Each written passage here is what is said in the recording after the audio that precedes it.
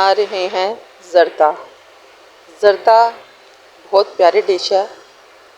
ज़र्दा फ़ारसी ज़ुबान का लफ्ज़ है। इसके मायने हैं सुनहरा, ज़र्द रंग, ज़र्दा ज़र्द रंग।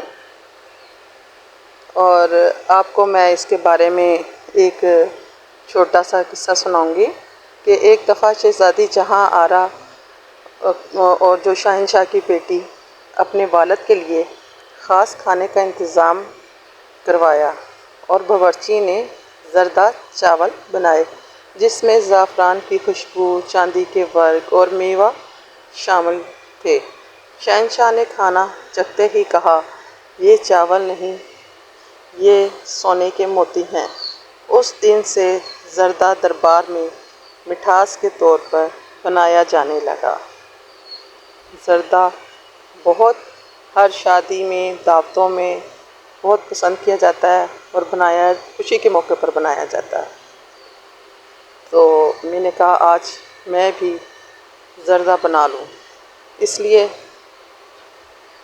कि आज मैंने जब फ़ोन किया अपने दामाद को, उनसे पूछा बेटे आपको खाने में क्या पसंद है, तो कहने लगा कि मीठे में तो मुझे ज़र्दा पसंद है। मैंने कहा लो भाई, ये तो शहंशाह वाला काम हो गया।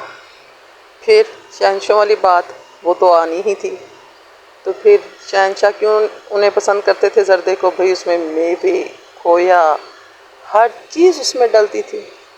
तो फिर मोती क्यों ना कहलाते ये, सोने के मोती तो खुद ही कहलाने थे। बीच में ज़ाफ़रान और पता नहीं क्या क्या होता था, और उसकी खुशबू और चांदी के वर्क से जब सजाया जाता है तो इस डिश से कौन हाथ रोक सकता है। इसलिए फिर मैंने कहा चलें दामाद साहब की ख्वाहिश पूरी करते हैं और आपको भी रेसिपी बताते हैं कि हम ये कैसे बनाएं। बहुत आसान तरीका है। मुझे तो ये रेसिपी नहीं थी आती बनाने, मैंने अपने ससुर से सीखी है। बहुत आसान तरीका है, शीरे वीरे वाले चक्कर में मैं नहीं पड़ी और बहुत आसानी से बन जाता है। चावल भी आपके निखरे निखरे रहते हैं और जुड़ते नहीं हैं। और मीठा आप चावलों के हिसाब से डालें। अगर किलो भी चावल हैं 3 गिलास, तो उसमें 2 गिलास मीठा तय दे लें और हल्की आग पर दम पे रखें और मिक्स आखिर में करें।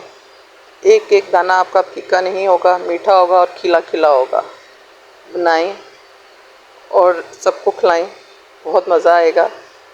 इसी तरह आखिर में आप ड्राई फ्रूट्स डाल दें।